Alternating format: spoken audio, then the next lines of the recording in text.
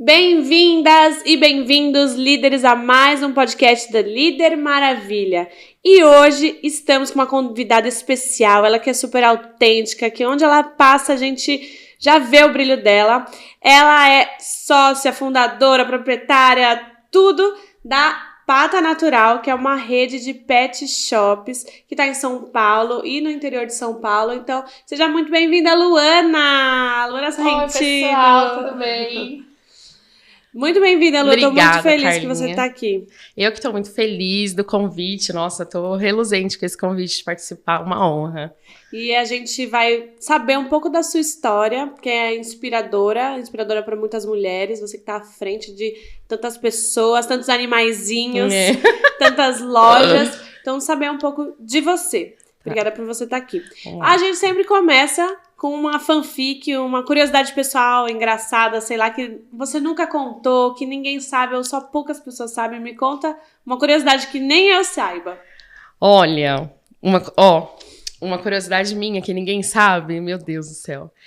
Eu sou viciada. Eu sou viciada em séries e filmes de vampiro. Mentira! Sério? Deus, perdão, Senhor. E eu sou crente, gente. Isso luta contra mim. Olha, é uma luta, viu?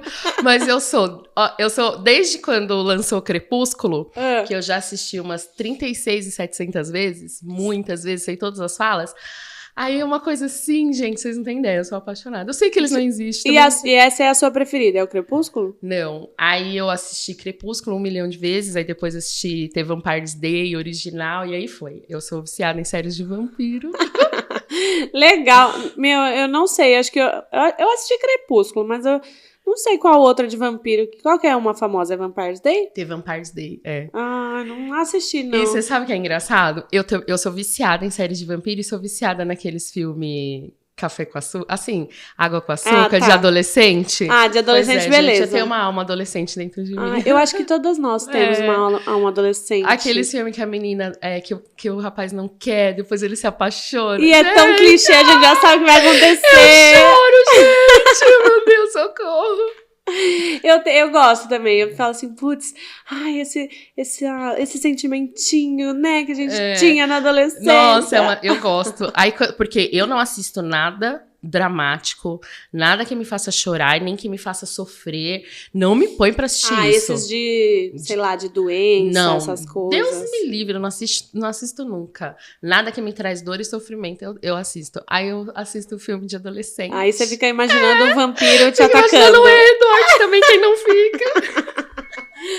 Ai, que engraçado. Ah, muito bom, gostei dessa curiosidade. Pois é. Vamos começar pela sua base, que é a sua infância, a sua família. Queria saber de onde você veio, de onde você foi criada, seus irmãos, se você tem irmãs, como que foi um pouco da sua infância? Me conta. Eu nasci na zona leste de São Paulo, no extremo leste de São Paulo mesmo, lá em São Miguel Paulista, uma cidade que já é assim, saindo de São Paulo, coladinha com outras cidades. Tenho uma irmã, eu e minha irmã temos uma diferença de idade de 12 anos, ela é mais novinha, somos só nós duas. Meu pai e minha mãe também é da Zona Leste, hoje eles estão ainda lá, continuam lá. E eu nasci e fui criada lá. Nasci e fui criada dentro de uma loja, é engraçado isso, porque eu falo que eu nasci atrás de um balcão e literalmente eu nasci atrás de um balcão. Você nasceu mesmo lá? Porque quando eu nasci, o meu pai, ele era caminhoneiro. E a minha mãe trabalhava no banco. Então, a minha mãe pegou a rescisão dela e montou uma lojinha de utilidade. E não tinha quem ficasse comigo, né? Aí, a minha mãe me colocava, assim, num bercinho, assim, né? Num chiqueirinho e me deixava e trabalhava na lojinha. Uhum. Então, eu cresci ali, cresci dentro de uma loja mesmo. Cresceu vendo sua mãe trabalhando também. Minha mãe e meu pai trabalhando. Aí, o meu pai depois deixou de ser caminhoneiro. Meu pai também teve muito comércio. Meu pai foi vidraceiro, teve vidraçaria, teve marcenaria. E minha mãe sempre também teve a lojinha. Daí, depois, o meu pai, com a marcenaria, depois, no final da marcenaria, o meu pai foi trabalhar de caminhoneiro. Depois, roubaram o caminhão dele, então aí ele perdeu tudo, recomeçou. Meu pai também perdeu tudo várias vezes. E aí, recomeçou. E aí, quando ele recomeçou com o carro, foi que as coisas foram melhorando, assim. Foi que as coisas começaram a dar mais certo. De revenda de carro. Ele começou a trabalhar de vendedor numa loja bem pequenininha. E aí depois, graças a Deus, ele foi crescendo, crescendo. E aí ele montou uma loja dele junto com outros sócios. Depois ele comprou a parte desses sócios, foi saindo até que ele ficou só. E aí quando meu pai começou a trabalhar com carro, aí eu também comecei a trabalhar junto com ele. Quantos anos você tinha quando você começou a trabalhar? Quando eu comecei a trabalhar com meu pai, eu tinha 14 anos. E antes disso, você trabalhou com alguma coisa?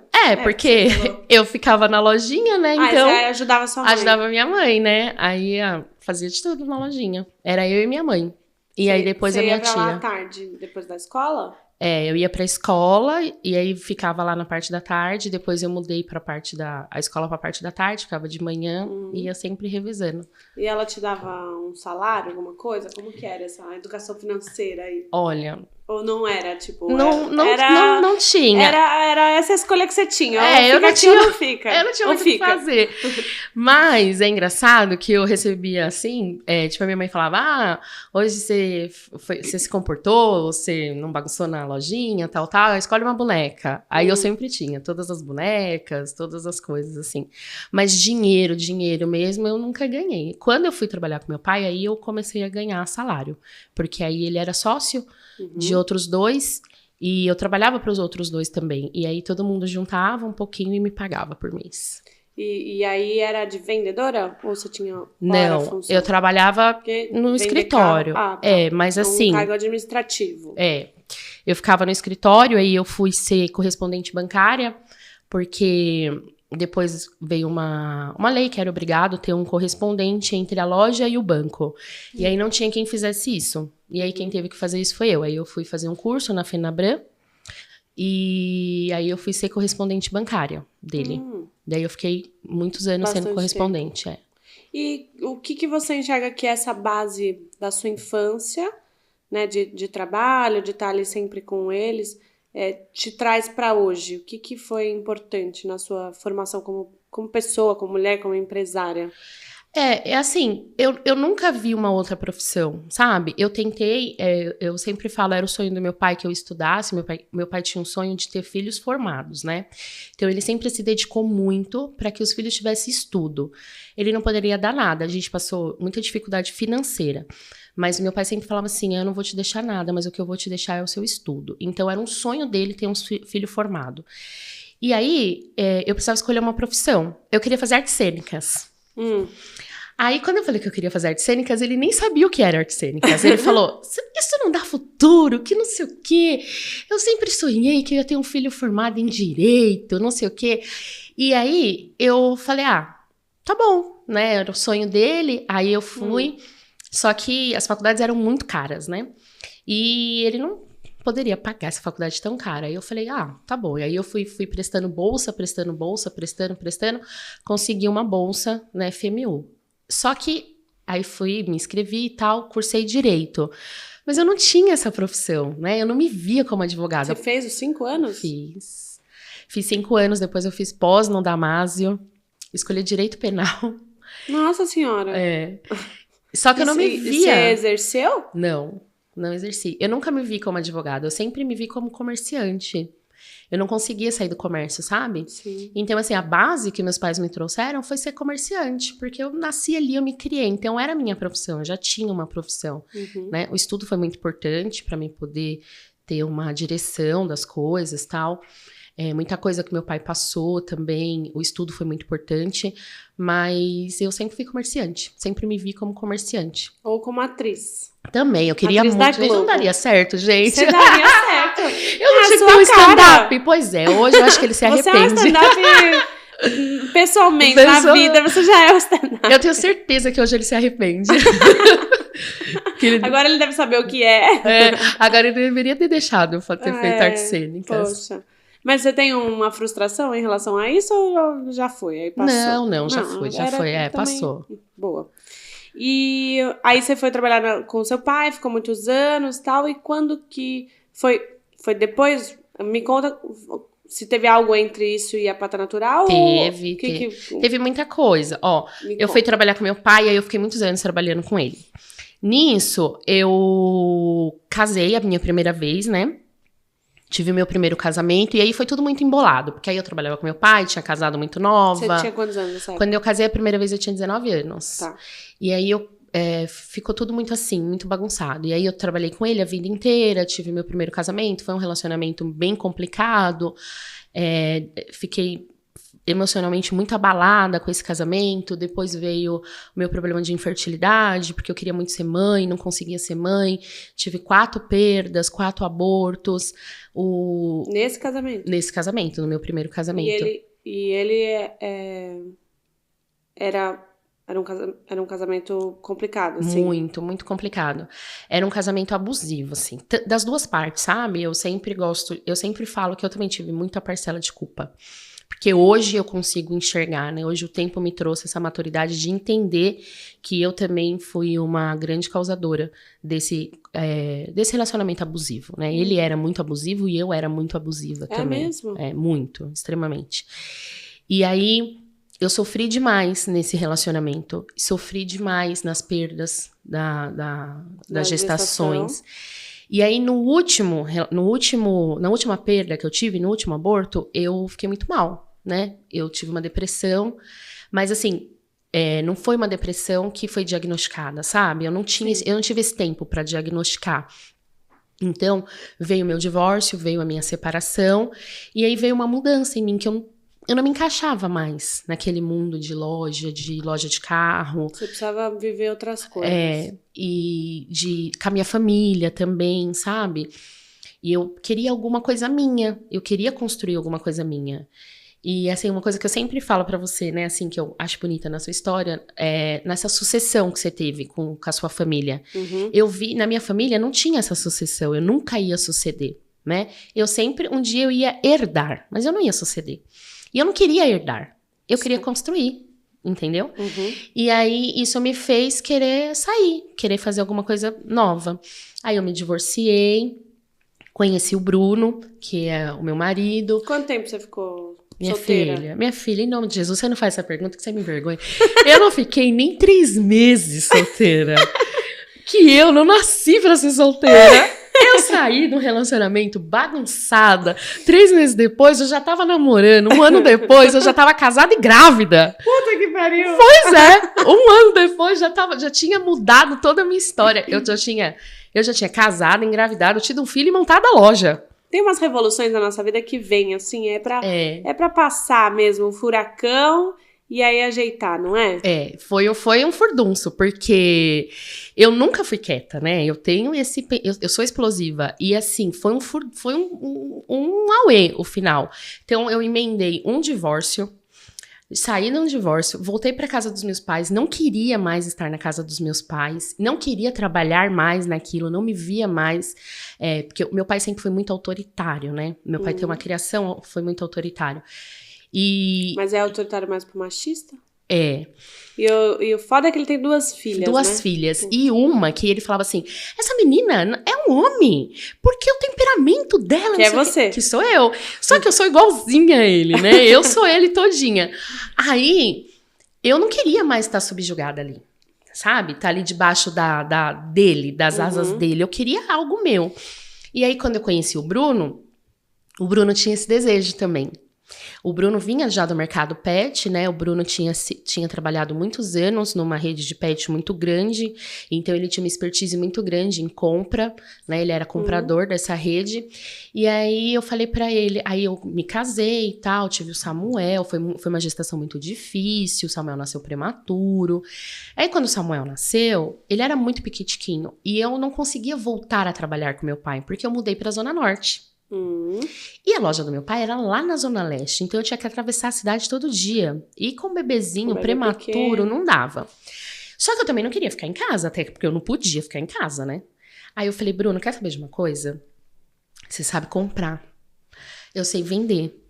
Você tá no ramo pet, eu amo cachorro, eu sempre gostei de pet, eu sempre tive cachorro, gato, passarinho, tal. E eu sempre tinha uma coisa muito forte, assim, com o animal, porque eu tenho um animal de estimação, que é o Billy, né? E o Billy sofreu muito em pet shop. E eu tinha esse desejo. Eu falei, vamos abrir um nosso. vamos abrir um nosso, e aí vamos fazer do nosso jeito, vamos trazer aquilo que você sabe, aquilo que eu sei, e vamos montar o nosso. E aí, quando Samuel tinha 7 meses, aí a gente montou a primeira loja. Que legal. Então foi um rebuliço, tudo muito junto, tudo muito misturado. Antes da gente continuar nessa cronologia, eu só quero pegar alguns insights aqui. Entre um casamento e outro, você até fez a sua autoanálise de que você também... Como que você mudou em você mesma para esse novo casamento? Porque eu vejo que o autoconhecimento é muito importante. É muito importante pra gente ser feliz, pra gente se encontrar. E hoje você é muito mais feliz, você já é mais empoderada. O que você, Luana, procurou fazer pra ser melhor? Então, quando eu terminei o meu primeiro casamento, eu saí devastada. E aí, eu saí culpando todo mundo. Todo mundo tinha culpa. Sabe, o meu ex-marido tinha culpa, os meus pais tinham culpa, Deus tinha culpa, todo mundo tinha culpa. E eu sempre tive uma fé muito forte, você sabe, né? Eu sempre tive uma fé muito, muito forte. E aí eu não tava firmada nisso. Eu tava jogando pra todo mundo. Ah, ele fez isso, meus pais também contribuíram, Deus não me ajudou, eu perdi 4 filhos. É muito mais fácil você culpar os outros pelo seu fracasso, né? E aí eu fiquei assim um bom tempo, assim. Só que aí eu comecei a perceber que as pessoas não tinham essa culpa, entendeu? Eu era uma pessoa muito chata, sabe? E eu precisava enxergar que eu era chata. E aí eu comecei a ver que muitas das coisas que aconteciam nesse primeiro relacionamento, eu também provoquei. Né? Lógico, eu não tô romantizando, dizendo que não houve muita coisa errada, mas eu também fiz muita coisa errada, e eu precisei enxergar isso. Então, primeiro, eu me edifiquei muito na minha fé, eu pedi muito para que Deus me sustentasse, porque eu não tinha mais sustento, eu não conseguia mais eu sozinha, e o Senhor foi me dando uma força, e foi me mostrando, e foi tirando de mim tudo aquilo que eu fazia, que eu tinha. Vou dar um exemplo. Eu tinha um ciúmes gigantesco de umas coisas loucas. E aí eu comecei a olhar e comecei a falar, meu Deus, não acredito que eu fiz isso. Eu não acredito que eu dei esse escândalo. Eu não acredito que eu arrumei briga por causa disso. E aí eu comecei a ver que eu também era chata, que eu aprisionava a outra pessoa, que eu cobrava demais, que eu não dava liberdade, que eu não dava espaço, que eu não deixava a pessoa ser ela. E eu ficava pensando, se alguém fizesse isso comigo, eu não ia suportar. Sabe? E aí eu fui fazendo isso e Deus foi me mostrando. E assim, e foi assim, como tirar de dentro de mim isso. Porque quando você enxerga o que você tá fazendo de errado, se você pedir, e se você tiver consciência, se você orar, se você pedir para que aquilo que você enxergue, você tira aquilo da sua vida. Ele tirou com a mão, né? Tirou com a mão. E assim, mas eu precisei abrir isso, né? Eu precisei... abrir a consciência. Eu precisei ver que eu estava errada. Mas você conseguiu tão rápido fazer isso com o seu novo... Porque foi rápido. Foi 3 meses, minha filha. Aí foi rápido. Ele tirou com a mão e foi falou, milagre agora na terra, né? Foi um milagre na terra. Mas sabe o que acontece? Quando eu conheci o Bruno era uma pessoa totalmente inversa do que o meu primeiro relacionamento. E eu buscava isso, eu orei muito por isso. Eu falei, Senhor, eu quero uma pessoa família, uma pessoa, um bom filho, um bom pai, um bom marido, uma pessoa que queira, primeiramente, estar junto com a família, depois buscar as outras coisas. E eu comecei a enxergar isso nele. E aí eu comecei a falar, mas eu não quero repetir os mesmos erros. Né? Eu errei, eu não quero mais repetir os mesmos erros. E Deus foi me mudando, foi me tirando, Deus foi me transformando, Deus foi me trazendo uma maturidade. E aí também tem a 50% da parte do relacionamento que é da outra pessoa, porque o Bruno já não fazia o que o meu primeiro relacionamento fazia. Ele não me trazia dor, ele não me trazia desconfiança, ele não me trazia a necessidade de estar onde você tá, o que você tá fazendo o tempo inteiro, entendeu? E isso então aí foi também... um conjunto... foi. Aí casou. Entendeu? Era que o que eu tinha mudado em mim, o que eu tinha visto e que eu não queria repetir. E ele também, a confiança que ele me passava, que eu não ia precisar sofrer mais como eu sofri. E aí isso aí foi me mudando, foi me trazendo uma maturidade que eu tenho hoje no relacionamento. Que demais. Então, a mulherada que tá nos ouvindo aí, é legal fazer uma autoanálise. Se se realmente o relacionamento Se é só a pessoa se é que só tem a culpa. outra pessoa que tem culpa, ou também se é só a família que tem culpa, se é só o chefe que tem culpa. Porque sabe por quê? Hoje a gente vê muita coisa assim, ó. Ah, você faz isso por conta da sua família. Né? A gente não vê uma mentoria, não sei, alguma coisa que as pessoas falam assim, você carrega algo que te aconteceu no passado. Sim. E aí se distribui o que você tem de errado em cima do seu passado. E aí você é santo? Não. Você tem sua parcelinha lá de culpa, né? Sim. Você pode ter. Eu tive uma base familiar muito rígida. O meu pai é nordestino. Para ele, a mulher tinha que ficar dentro de casa. E aí, a minha mãe, não. A minha mãe já não. A minha mãe foi bancária, a minha mãe montou lojinha, a minha mãe montou loja depois. E a minha mãe sempre foi enfrentando as coisas. E depois, o meu pai foi mudando. Então, hoje, o meu pai e a minha mãe, são eles que tocam a loja deles. Então, assim, eu poderia realmente ter ficado debaixo daquele Daquele conforto. não posso, meu pai não permite que mulher faça isso. E eu falei, não, eu não quero isso pra mim. Então, na verdade, não era nenhum conforto, era daquela imposição, daquela tradição, vamos dizer assim, né? Sim, sim. E aí eu falei, não, mas eu não quero isso pra mim, né? E eu tive que enxergar que não era meu espaço, eu precisava sair dali, entendeu? Então a gente, em vez de ficar distribuindo as parcelas de culpa, tem que chamar um pouco da responsabilidade pra si. A culpa é nossa, né? Pô. E eu me permiti, né? Eu me permiti isso. E outra coisa também, nessa sua trajetória que a gente tá, sobre a infertilidade. Não sei se você consegue falar o que aconteceu e o que deu pra você conseguir engravidar, porque tem muitas mulheres que estão sofrendo hoje em dia com infertilidade ou deixam pra ser mãe mais velhas e acaba descobrindo que não tem. O que deu certo pro Samuel nascer? Ou também foi obra de Deus, você não sabe na vida o que Olha, deu eu vou certo. te falar, o Samuel foi milagre de Deus puro. Eu engravidei a primeira vez e aí eu perdi. Quando eu engravidei e perdi, os médicos falaram assim, eu nunca tinha tido problema nenhum. Os médicos falaram assim, olha, é normal perder o primeiro, tal, isso é normal, tal, tá bom. Engravidei a segunda vez. Quando eu engravidei a segunda vez, que eu perdi, já acendeu uma lâmpada que não era tão normal. Só que antes de eu engravidar, a primeira vez, eu sou evangélica. E na minha religião, a gente crê muito que Deus fala. E Deus usa as pessoas para falar com você. E Deus usou uma irmã para falar comigo. E o Senhor falou assim para mim, vou eu te dar um filho. Vou eu te dar um filho varão. Que a gente fala que é um homem, né? E aí, quando eu perdi a primeira vez, o médico falou, é normal? Eu sosseguei o coração, tal, normal. Veio a segunda e eu perdi. Quando eu perdi, eu falei, já acendi uma luz. Falei, opa, peraí, Deus me prometeu, perdi o primeiro, agora perdi o segundo. Vamos investigar aqui o que tem. Quando a gente investigou, eu tinha endometriose. E a minha endometriose, ela era muito profunda. Então, ela tinha atingido os ovários, tinha atingido o útero, tinha atingido o intestino.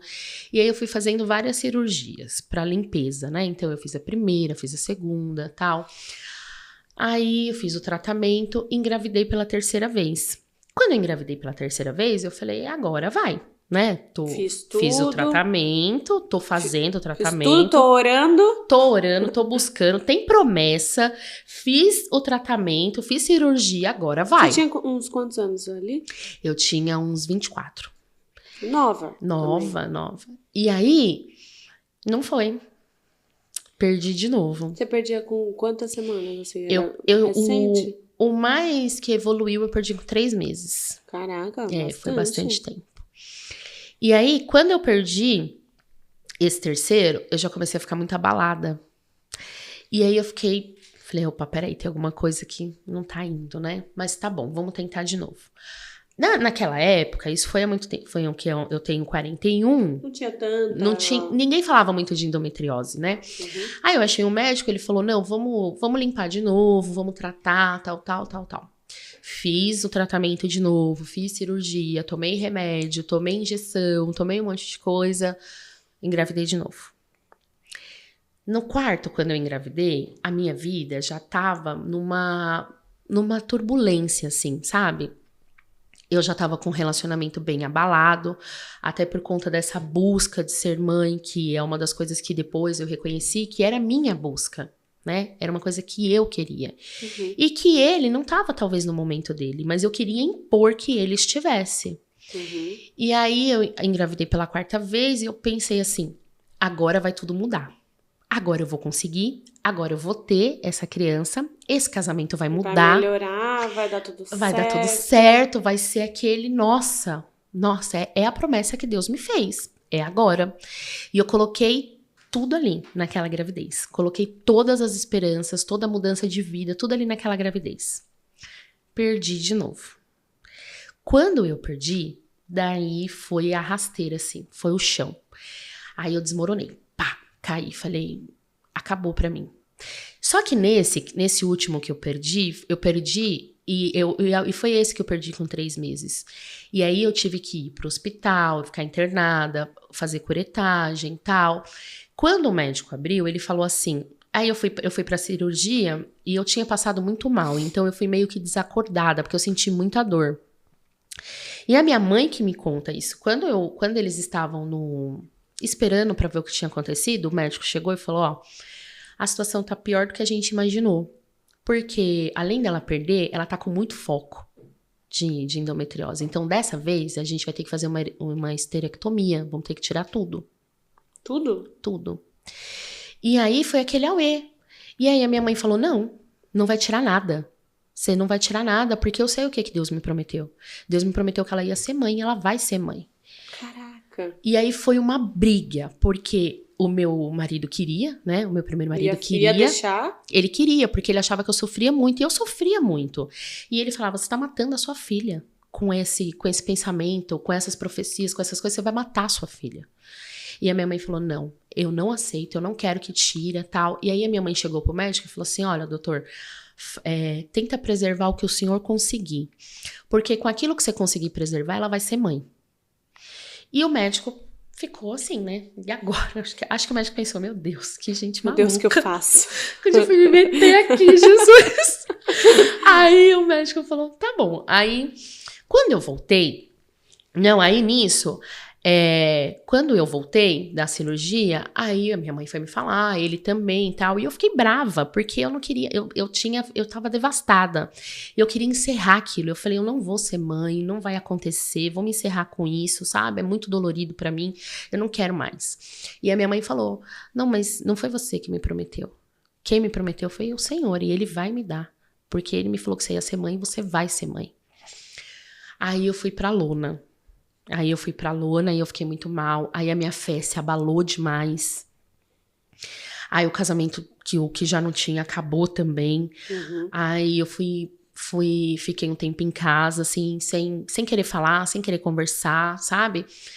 Aí foi quando eu decidi ir embora. Eu falei, eu não quero mais, eu vou embora. Aí foi quando eu voltei pra casa dos meus pais, quando eu tinha perdido essa quarta gestação.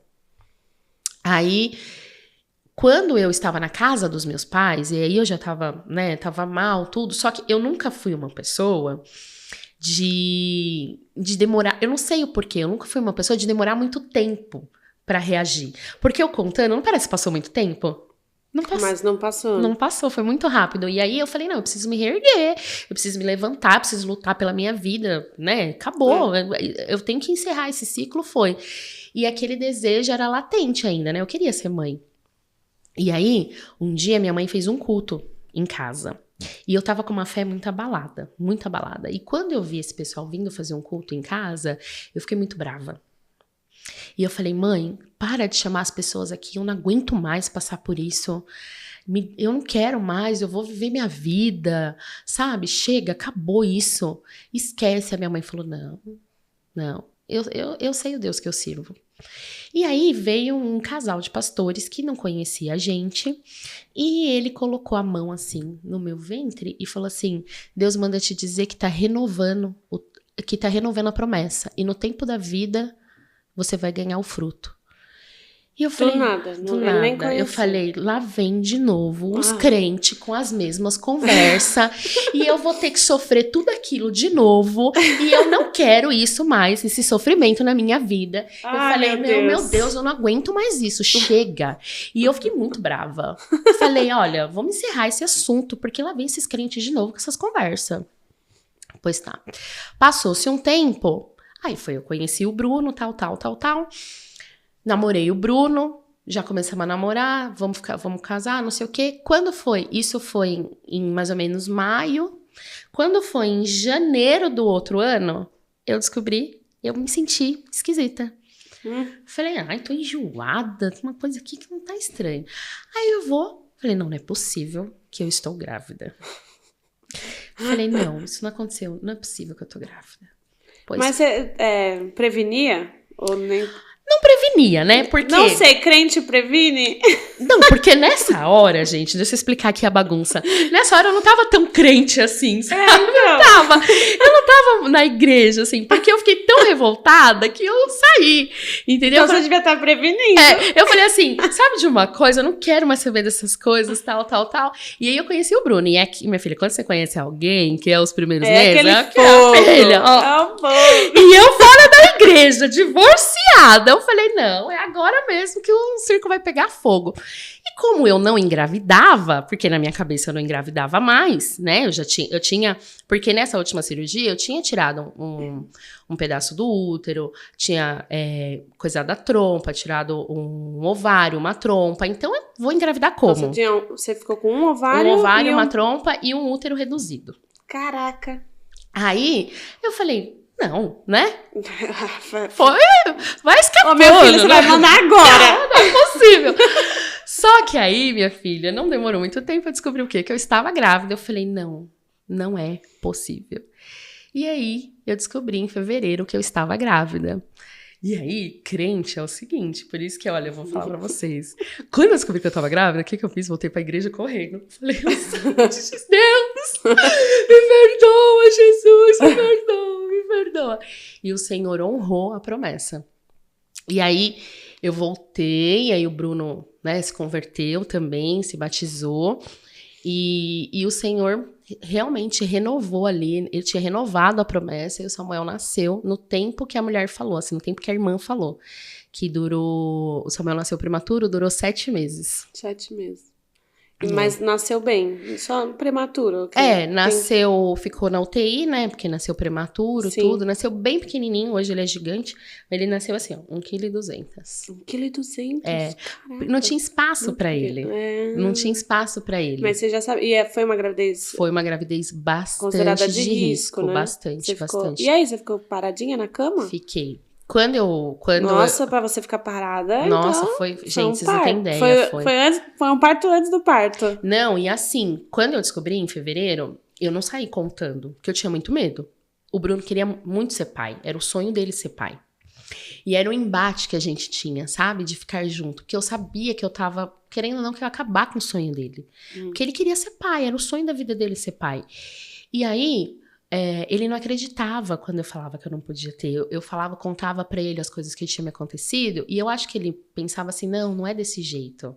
Não ela foi tá assim. Exagerando. E aí um dia eu levei ele pra falar com o médico, porque eu falei, eu quero que você saiba a verdade. E ele foi, e o médico falou, olha, é bem difícil, inclusive pra inseminar, porque ela tem um útero reduzido, como que eu vou, né? Mas a gente pode tentar uma inseminação. E eu vi que ali ele ficou triste, ele ficou abalado, mas a gente não terminou, a gente continuou. Então, quando eu descobri que eu estava grávida, eu não quis contar pra ele. Eu fiquei quieta, porque eu falei, se eu perdi 4, tendo tudo, imagina esse que eu não tenho espaço pra essa criança crescer aqui. Então, eu vou ficar na minha, eu vou esperar, né? E aí eu esperei um tempo, tal, e aí não perdi, e aí eu, né, voltei pra minha fé, e aí a minha fé voltou, assim, dobrada, porque eu precisava daquela fé, assim, então eu busquei muito, muito de Deus, e o Senhor sempre me dava palavras falando que ia acontecer, que eu ia gerar, que ia nascer, e o nome do Samuel não fui eu que escolhi. O nome do Samuel, numa dessas... confirmações da parte do Senhor, veio uma palavra na igreja. E era uma palavra de uma mulher que era infértil, que era Ana, e que ela pedia um filho para Deus. E aí o Senhor deu um filho para ela, e o nome do filho dela, ela colocou de Samuel. E eu falei, Senhor, se for da sua vontade, se for a minha promessa, pai, ele vai chamar Samuel. E aí eu tinha tanto medo de perder, que eu só fui crer verdadeiramente quando eu fiz a ultrassom. Porque quando eu fiz a ultrassom, eu falei com o Senhor, eu falei, Deus, se for a tua promessa e for um menino, é porque verdadeiramente ele vai nascer e eu vou conseguir. Agora, se não for, pai, se eu for perder, se não for acontecer, vai ser uma menina. E aí eu fui, minha filha, pra essa ultrassom, o coração aqui na boca. E aí assim, você foi sozinha? Não, fui eu, minha mãe e o Bruno. Ah, não, então eles já sabiam. Ele já sabia. Só que eles não sabiam desse meu medo, né? Desse negócio que eu tinha. E desse propósito, né, que eu tinha feito. Aí eu cheguei na ultrassom. Quando eu cheguei na ultrassom, o médico falou assim, mãezinha, já sabe o que é? Falei, não. Aí ele falou assim, é um menininho, olha aqui o pintinho dele. Eu quase morri dentro da sala de ultrassom. Eu, glória a Deus, a minha mãe, glória, glória, glória, glória. Acho que o médico olhou e falou, gente, mas o que tá acontecendo aqui? Ai, mano, que história, hein? Senhoras e senhores, que história. Aí, eu falei, o nome dele é Samuel. Ele vai se chamar Samuel.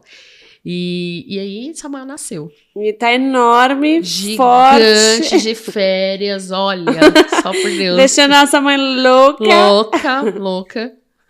Nossa, que história. Nossa, nem sei, assim, é fodástico. Eu sou muito grata hoje a Deus pela minha história, sabe? Pelo que eu passei, eu sou muito grata. Porque agora, quando as coisas acontecem, que acontece, né? Ainda continua acontecendo muitas coisas. Uhum. Eu tenho uma fé muito forte, então agora eu sei, eu olho, eu falo, se Deus deu pra mim um milagre, de eu ter um filho, de eu gerar uma criança, depois de ter perdido tudo, o que é isso aqui? Uhum. Sabe? Isso aqui que eu vou enfrentar? Não, isso aqui... Virou nada. Isso aqui não é nada. E eu sou muito grata por isso, sou muito grata porque quando alguém fala pra mim, quando eu vejo alguém triste porque, ou alguma amiga, né, eu tive amigas que perderam também, que estão em tratamento pra ter um filho, eu falo, olha, tenha fé, sabe? Creia, o Senhor vai fazer. Ele fez comigo, ele vai fazer com você, sabe? Então eu sou muito grata a Deus por tudo que eu passei, porque ele me trouxe até aqui, né? Demais. E eu posso falar, sabe? Com causa. Eu posso falar com causa pelo que eu passei. Demais. E agora vamos continuar a cronologia. Aí abriu a primeira pata natural. Foi. E na Zona Norte, né? É.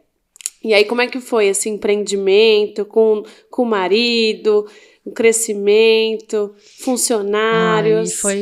Foi outra luta, né? É até hoje. Porque aí a gente abriu o Pata Natural, o Samuel pequenininho, juntamos, juntei um pouquinho que eu tinha, um pouquinho que ele tinha também, abrimos o primeiro pet, um pet bem pequenininho, mas era desejo do coração ser um pet shop pequeno, nunca foi desejo do coração ser ter uma loja gigantesca, grande. Eu queria uma loja pequena e bem pessoal, sabe?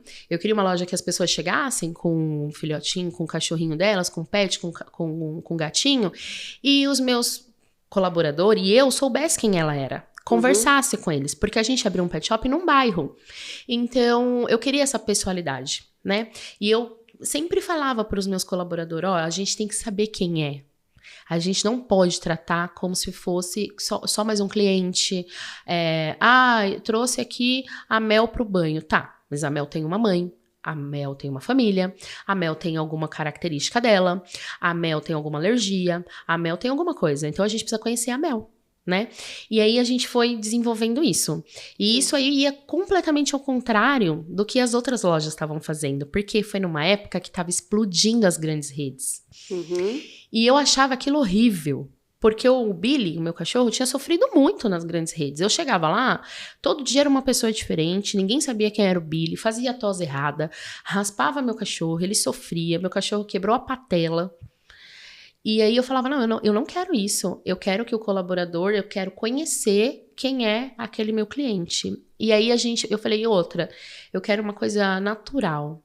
Eu quero trazer uma linha natural, que não tenha, que seja hipoalergênica, que não cause danos, não cause mal, que não seja testada em animais, porque não fazia, para mim não tinha lógica, uma coisa que era para animais ser testada em animal, assim, com crueldade. E aí a gente começou a trazer, e aí isso explodiu.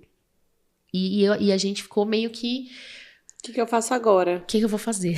Sabe? Não cabe. Não cabe aqui. E aí tinha finais de semana que eu já tinha agenda para outra semana. E aquilo ali foi crescendo, foi crescendo. E aí eu tinha agenda preenchida para quase o mês inteiro. E aí ligava cliente do Morumbi, de Alphaville, e falava: ai, fulana me indicou que você é assim, assim, assim, que você tem uma linha que é com mel, à base de própolis, tal, tal. Tenho. Ah, que dia que você tem horário? Traz tal dia. Aí vinha, sabe? Aí começou. Uhum. Aí aquilo fez tum. Aí quando aquilo explodiu, eu falei: eita, acho que deu bom. Deu bom, o negócio é por aqui. Aí a gente tava lá, né? Aí ficamos nessa loja. E aí a gente recebeu o convite do Santana Park para abrir a segunda unidade lá no Santana Park. Entre esse convite e a abertura, deu quanto tempo de só uma loja?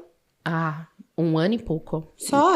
Pouco tempo. Por isso que quando você e o Johnny falam assim, primeiro você cresce, depois você estrutura, eu me vejo naquela situação, eu falo: Deus, eu preciso estruturar agora, Senhor, me ajuda. Primeiro cresce, primeiro vende, que é a sua base, né? Então aconteceu exatamente assim, primeiro fez bum, e agora o que eu faço? Pra onde eu vou? Então primeiro a gente cresceu muito aí, depois a gente veio aparando as arestas e colocando as coisas que era para ser feita. Legal. E tem uma coisa de complementar, que você e o Bruno, que você falou que um vende e outro compra. E eu já ouvi da Trajano falando que um dos grandes segredos do varejo é saber comprar, né? É na compra, na negociação. Compra, Então foi legal que vocês se completaram, né? Muito, porque o Bruno é comprador, né? O Bruno é um negociante de compra, assim. Se você deixar, eu compro até o avião. Que estiver passando lá, eu falo: quanto custa esse avião? Vou comprar esse avião. Alguém vai querer... Eu vou vender pra alguém. Tem comprador pra isso, tem comprador pra isso. Então, pra mim, tudo era assim. Eu vi uma coisa, eu falava: isso aqui é bom, hein? Vamos comprar. E o Bruno não. O Bruno, ele tinha aquela expertise de: não, isso vende, isso não vende, isso tem margem, isso não tem. Não adianta colocar tal coisa, porque isso aqui não vai ter margem. E foi assim, entendeu? Então, assim, a gente juntou, porque pra você comprar também não é fácil. Sim. Não é fácil. E hoje em dia são 3 lojas? São 3 lojas e você tem bastante funcionários, né? Tenho. Quais são os desafios mais latentes de colaboradores, que a gente sempre fala de liderança? E você é uma líder... Você é a líder master ali, a que comanda todo mundo. Vocês estão vendo isso, né, gente? Chegar na loja, vocês vão ver. Qual que é o maior desafio hoje em dia na liderança? Principalmente, você tem a do shopping, tinha do shopping, de tantas pessoas tão diferentes, nesses horários malucos. São. O que você sente mais, assim? Qual que é a grande dor dos líderes hoje em dia? Olha, pra mim, liderar, pra mim, sempre foi uma coisa muito, muito nata, né? Eu acho que eu nasci, assim, já liderando alguma coisa. Eu acho que no berçário eu liderava as crianças. Uhum. Mas, quando eu tive que liderar, as minhas pessoas, eu pensava assim: olha, eu preciso da mão de obra delas, né? E era um ramo, o pet shop é um ramo muito diferente do varejo. Por quê? Porque precisa ser pessoas que tenham um curso específico, que tenham uma técnica específica, e aí precisa entrar a pessoa em si, porque assim, a pessoa não é, por exemplo, ele é um bom vendedor, mas ele é grosso. Dá um exemplo. Não pode. O meu, ele tem que ser um bom tosador, ele tem que ser educado, ele tem que ser amável e ele tem que ter a técnica. E ele tem que amar, né? Fazer aquilo, né? Ele tem que amar. Senão dá merda. Eu não posso pegar um seu filho, um pet, que é o seu filho, e dar na mão de um colaborador que eu sei que ele não gosta, por exemplo. Então, é muito difícil, é muito desafiador se liderar nessa área, porque tem todas essas características. E aí, o que eu fiz? O que eu imaginei? Eu não... na nossa área, tem muito pessoas que trabalham por dias, que são freelances. Eu não queria aquilo, porque eu queria uma equipe minha. Uma equipe que eu dissesse, olha, a gente vai trabalhar de uma forma diferente. E isso aí deu muito certo, porque aí a minha equipe que eu comecei a constituir tá comigo até hoje. E nessa área é muito difícil, é muito. Então hoje eu tenho colaborador que tá comigo desde o início, há 6 anos. E são pessoas que aí falam assim pra mim, como você conseguiu manter? Eu consegui manter trazendo pra perto de mim, mostrando o meu sonho pra eles. Olha, isso aqui é o meu sonho. É a minha vida, é o que eu construí e você faz parte disso, sabe? E aí, sabe que é difícil porque as pessoas confundem, né? Se você é uma boa líder, então você é boazinha? Não, porque eles falam, a Luana dá bronca, a Luana não sei o que e tal, mas depois eles reconhecem, eles falam, ainda bem que você me alertou em tal coisa, eu tava errado, isso não foi feito direito, realmente, aquilo ali não podia ser feito, então eu tive que chamar pra muito perto, sabe? Os meus colaboradores, pra muito perto mesmo. Demais, fazer com que o seu time sonhe o mesmo sonho que você... cria um vínculo e retém muito, Muito, né? Muito. Legal. Só que eu sempre pensei assim, eles sonham os mesmos sonhos do que eu, eles sonham na minha empresa, só que eles precisam ser recompensados por isso, né? Sim. Porque ninguém sonha no dinheiro dos outros, as pessoas sonham no seu próprio dinheiro. Sim. Então, assim, eu comecei a mostrar pra eles que nessa área eles poderiam ganhar muito bem, sabe? Porque é então uma área que as pessoas não ganhavam bem. Que as pessoas trabalhavam muito e trabalham até hoje e ganham muito pouco. Tá. E aí trabalha 10 horas, 12 horas e ganha muito pouco. E aí eu comecei a mostrar pra eles que não era assim. Que eles poderiam ganhar muito bem, que não precisaria trabalhar o tanto que a gente trabalhava. O tanto que eles trabalhavam fora. Eles podiam ter conforto, eles podiam ter um bom ambiente de trabalho e eles podiam ter um salário legal, desde que eles fossem honesto, desde que eles amassem, fossem honesto não financeiro, mas honesto com o que eles queriam, sabe? Sabe? E aí deu muito certo isso. Demais. E aí foi quando a gente começou a formar essa equipe, que hoje a gente tá em 30. Demais, muito bom. A retenção é muito valorosa. Quando a gente treina, primeiro a gente recruta, depois a gente treina, depois já tem uma pessoa engajada, focada, você perder ela... É muito custoso para o empresário. Então, você ter todo esse acolhimento. E perfeita a sua colocação. A gente faz com que eles sonhem o nosso sonho, mas tem que ser bom para eles também. Tem que ser E rentável. aí, o gap é assim, que a cultura, ela precisa ser... O primeiro beneficiado por entrar dentro da cultura de uma empresa é o colaborador. Se você entrar nessa cultura, se você se adequar a ela, você vai ser beneficiado. Não é só a empresa que vai ser beneficiada, você vai ser beneficiado. E aí a recompensa vem, é muito legal. Mas, e a honestidade financeira, eu sei que não é. Não. Já aconteceu o quê? Gente, eu vou... Olha, você sabe que aquele vídeo que você me mandou uma vez, que falava da decepção. Da decepção. Foi o Flávio Augusto, né? Quantas vezes você acha que eu já fui traída? E foi horrível. Quantas vezes eu fui traída? Quantas vezes as pessoas sonharam os meus sonhos, sentaram na mesa comigo, a gente planejou, a gente falou, a gente vai fazer assim na próxima loja, a gente vai fazer assim, você vai fazer isso na outra loja, você vai fazer aquilo. E era aquela euforia, toda vez que abria uma loja nova, a equipe ficava eufórica, sabe? Nossa, nós vamos arrasar, nós vamos chegar nesse shopping arrasando, tal. E aí você via as pessoas sonhar o seu sonho, receber por esse sonho, né? Ter a vantagem financeira, construir uma vida, porque eu via os meus colaboradores que chegaram até mim com uma vida financeira bem ruim, né? Morando assim em lugares horrorosos, não tendo um carro para andar, sendo, né, bem judiado, e aí você depois vê essa pessoa, quando ela faz, ela larga a sua mão. Ela vai embora. Ela vai embora. Mas aquilo, nossa, aquilo me deixava transtornada, aquilo me derrubava, sabe? E aí eu tive vários que soltaram, assim, a minha mão. Mas assim, sabe que eu sempre orava assim, eu sempre falava assim, Senhor, abre porta em outro lugar.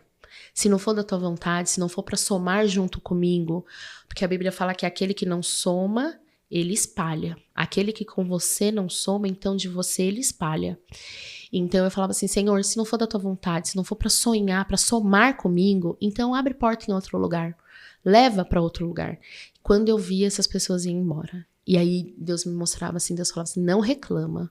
Você não orou? Você não pediu? Você não pediu? Uhum. E aí, assim, teve vários que fizeram isso e que depois se arrependeram e depois me pediram desculpas e quiseram voltar, sabe? Mas era uma história que já tinha se encerrado. E eu falei, olha, que sirva de lição, que no próximo você não faça o que você fez e que você consiga realmente mudar tudo que você precisa mudar. E tive outros que me agradeceram muito, falaram, ó, graças a tudo que você me ensinou, hoje eu tenho o que é meu, hoje eu montei o meu. E no começo, você fica com aquele negócio, fica fala, puta da pô, vida. treinei, ensinei, paguei curso, caríssimo, investi na pessoa, mudei o visual da pessoa, ajudei a comprar carro, Agora a pessoa fala assim, obrigada por tudo que você me fez, eu vou montar o meu. Quer dizer, sou palhaça, né? Mas aí eu falei, tá bom, tá na mão de Deus. Isso é um ensinamento, é uma coisa que a gente tem que entender. Como empresário, a gente vai estar suscetível. São pessoas que resolvem empreender ou resolvem ir para outros lugares. E na nossa empresa a gente fala, não sei se a sua passagem é por bastante tempo ou é passageira, mas enquanto você estiver aqui, faça o seu melhor, seja honesto, absorva o conhecimento, que você vai poder levar isso para uma outra empresa, para a sua própria empresa. Só que o que nos mata é quando a pessoa sai de forma ruim. Porque você pode sair... Você tem o direito, é o direito do trabalho, o direito da sua vida, é o livre-arbítrio. Você pode ir.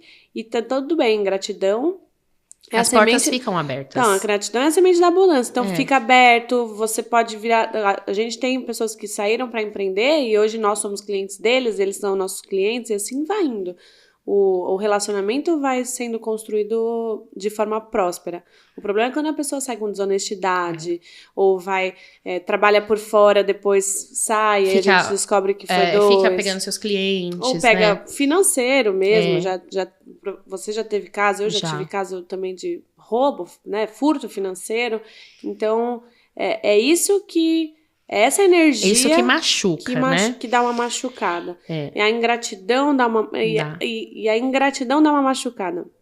E o sentido lá do vídeo, que é que a decepção, ela não pode te Não pode derrubar. durar muito tempo. E não pode durar, não pode... E se você tá nisso, eu falo assim pras meninas sempre, né? Eu falo, olha, se você escolheu, você não pode ter tempo pra isso. Você não pode. É o seguinte, fulano, aconteceu tal coisa, você tem o direito de sofrer hoje. Você vai sofrer hoje. Amanhã você vai levantar, porque tem gente lá que não fez o que fulano fez e que depende do sistema girando. Isso. Então levanta e vai. Vamos parar com isso. E assim, aquilo que eu te falei, tudo na minha vida parece que demorou muito, né? E foi muito rápido. Porque eu não me permito, não sei se eu tô certa, não sei se eu tô errada, mas eu não me permito ficar remoendo uma história, sabe? Ficar, mas eu deveria ter feito.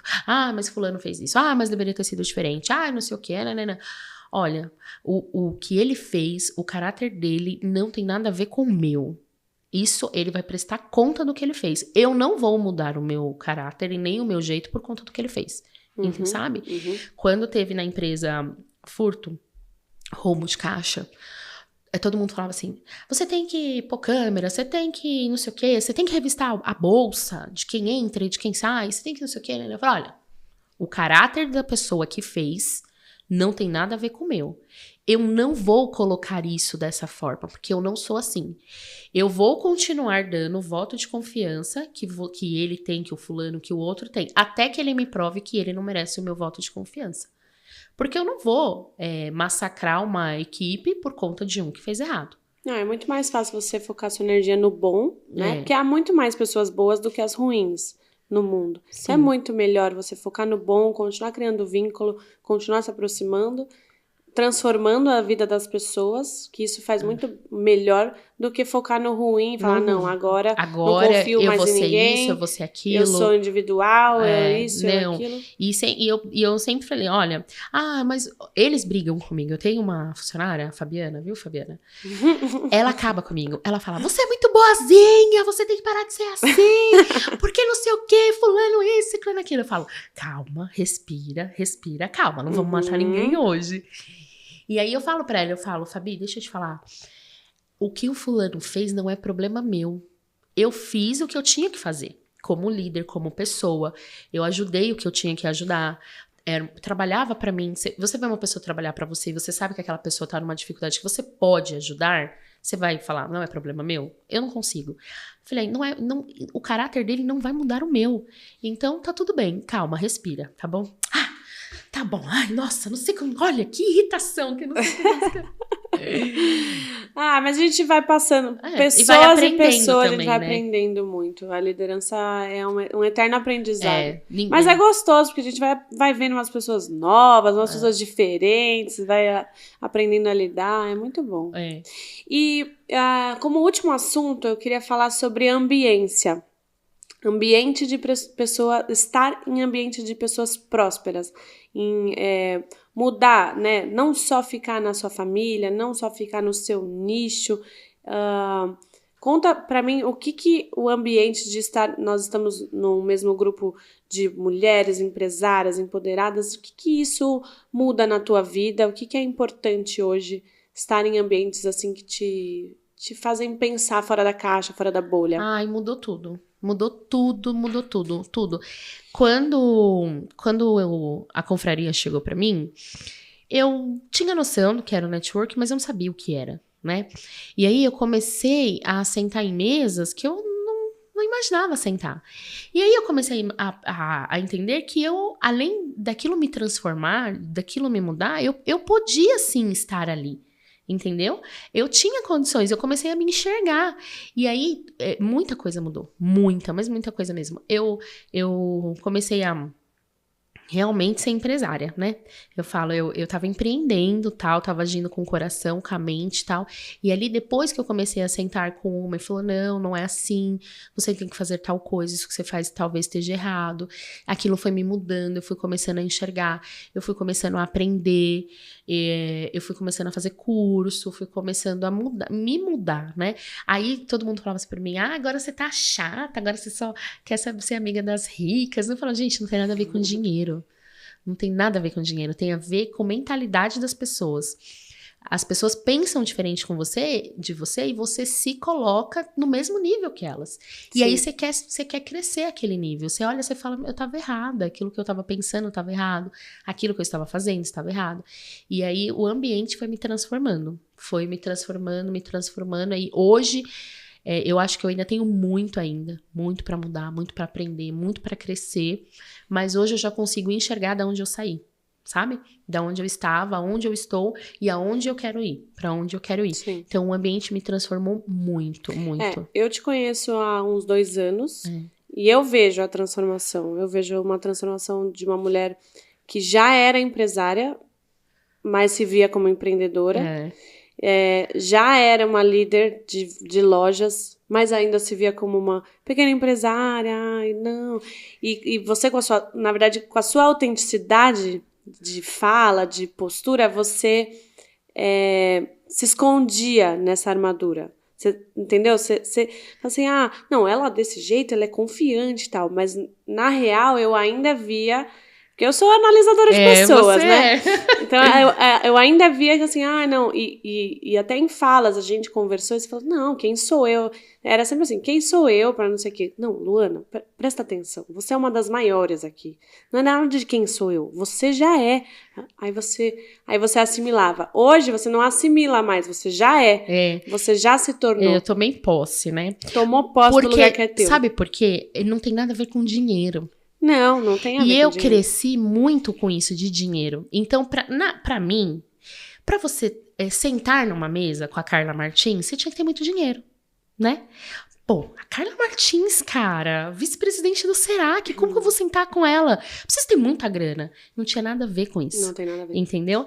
Nossa, como que eu vou falar com fulana? É fulana, cara, sabe? E aí hoje eu vejo que não tem nada a ver com dinheiro. Tem a ver com mentalidade, né? Ou eu com muito dinheiro ou pouco dinheiro, eu construí muita coisa. E aí eu comecei a enxergar isso, sabe? E assim, eu lembro de uma vez, uma vez você falou pra mim assim, você já parou pra pensar quantas pessoas dependem de você? Aquilo me trouxe uma carga, assim, eu falei, Jesus. E aí eu comecei a enxergar, não, realmente, eu lidero muita gente, eu tenho muita responsabilidade, eu construí muita coisa, eu fiz muita coisa. E aquilo ali foi me mudando, sabe? Essas mesas foi me mudando. Então, é mudança de mentalidade mesmo. Então, a confraria, sentar com vocês, entender das coisas, assim, me fez mudar a minha mentalidade. E até pro negativo também. Você lembra que eu fui falar com você? Aí você viu tanto de caderno que eu tinha, você falou... Mas você faz a gestão aqui por esses A gestão financeira. Eu fui um dia lá, né, visitar ela. Eu falei assim, o que é esse monte de caderno? Não é possível uma coisa Tinha um caderno dessa. para cada coisa. Um caderno para funcionário, um caderno para vale, um caderno para pagamento. Aí ela falou assim, mas você faz a gestão para aqui? Pelos caderninhos. Ela falou, não, pelo amor de Deus. E aí, você sabe que... não é uma questão de enaltecer, mas a Bíblia diz assim, dai honra a quem tem honra. Você sabe que uma mudança de vida, pra mim, foi no primeiro Missão Day que eu fiz. Eu saí daquele Missão Day, mas eu chorava, porque eu tinha duas alternativas, ou eu me jogava lá de cima, ou eu enfrentava. Porque foi assim, foi umas coisas que, foi me batendo, sabe? E ali naquele Missão Day, o Rony falou assim, não é difícil, eu estava falando de contratação e tal, você já parou pra pensar se as pessoas não querem trabalhar ou as pessoas não querem trabalhar pra você? Nossa, que ele fez. Depois veio o Luneta falando de financeiro, e aí ele começou a falar de financeiro, e eu falei, Deus, eu não faço uma gestão financeira, eu não tenho um número, eu não tenho nada. E aí ele falou assim, você já parou pra ver os seus números? Você já parou pra analisar os números? E foi outra paulada assim, ó, pá, eu falei, nossa. E aí, quando eu sentei, que eu fui vendo as coisas que tinha acontecido no Missão Day, eu fui colocando em prática, ainda tô colocando muita coisa, eu tomei muita decisão de gente grande, que eu não tinha coragem de tomar, sabe? Eu encerrei ciclo, que eu não tinha coragem de encerrar, porque eu tava vivendo no País das Maravilhas, eu achava que ia dar muito certo, né? Não, eu vou enfrentar, eu vou fazer isso, eu vou fazer aquilo, eu vou tirar dinheiro daqui, eu vou pôr dinheiro aqui, vai dar muito certo, vai isso, vai aquilo. Tava insistindo em uma coisa que não tinha mais saída. E aí, quando ele falou, sabe, você já viu os seus números? E aí eu falei, Deus, eu nunca vi os números dessa loja, deixa eu sentar. Aí eu comecei a analisar. Loja por loja por loja. Entrada, saída, tal. E aí, eu nem era cliente Serac ainda tinha antiga contabilidade e tal. E aí, o Bruno participou também, o Bruno falou pra mim, a gente tem que mudar. Ou a gente encerra tudo e põe um ponto final nisso, ou a gente muda, porque do jeito que a gente tá, a gente não vai conseguir. E aí, foi ali que a gente começou a mudar bastante coisa. Bastante coisa. Então, não é só na verdade, não tão importante quanto ter o conhecimento e a clareza é aplicar o conhecimento. Sim. E tomar a decisão de gente grande e fazer acontecer. Né? O Johnny, nesse Missão dele, falou assim, ó, adulto faz o que precisa, criança faz o que gosta. E eu só fazia o que eu queria, né? Eu só fazia o que eu queria. E aí eu tive que tomar uma decisão que doía em mim, mas eu tive que fazer, porque era uma decisão de gente grande e eu precisava tomar, ninguém ia fazer. Era eu e o Bruno só, ninguém ia chegar e falar, não, vem aqui que eu vou resolver esse problema pra você. E nisso, eu já tinha gastado horrores, porque eu queria que as pessoas dessem solução no meu problema, né? Então eu não fazia gestão financeira, mas eu aprendi que é muito mais caro você tentar fazer aquilo que você não sabe do que você delegar pra quem sabe. E eu queria fazer o que eu não sabia, então me custou o dobro do que eu hoje delegar pra quem faz. E valeu a pena? Ai, valeu muito a pena. Eu já tá valendo a pena? Muito. Tá aplicando? Tô caminhando, né? Tá precisando reciclar, né, já? Vamos com calma, que eu tô aplicando. tá indo. Ai, que demais. Lu, pra encerrar, Me fala uma coisa, uma característica sua, um comportamento seu, uma coisa que em todos esses anos foi base para você ser quem você é hoje e que te deu toda essa prosperidade, esse crescimento e ser a mulher que você é hoje. A minha fé. A minha fé foi o que me trouxe até aqui, né? A minha base é a minha fé. Por mais que eu tenha passado por altos, por baixos, que a minha fé tenha sido abalada, mas em nenhum momento Deus me deixou, nenhum momento o Senhor deixou de segurar minhas mãos. Eu sempre me senti amparada, sabe, por Cristo, e então a minha fé me trouxe até aqui, né? A fé é o firme fundamento das coisas que a gente não vê, mas sente. Então eu não via, mas eu sentia que o Senhor estava comigo. Então a minha fé é o meu firme fundamento. Demais. Lu, obrigada. Obrigada. Obrigada por você ter vindo, dar a mãozinha aqui. Foi muito legal. Que história inspiradora. Que história alucinante. Alucinante como você é. Temos uma base muito forte, uns ensinamentos muito fortes. E eu tenho certeza que você, assim como eu te conheci há 2 anos, que você já cresceu muito como pessoa, você vai crescer ainda muito mais. E prosperar. E estaremos ricas nas Maldivas, sei lá. Eu recebo. E pra você que acompanhou aí mais um episódio de Líder Maravilha, essa foi a Luana Sorrentino, maravilhosa. Acompanhe ela nas redes sociais, a gente vai colocar os instas dela aqui. Obrigada, pra você se inspirar em mais uma líder maravilhosa. Beijo!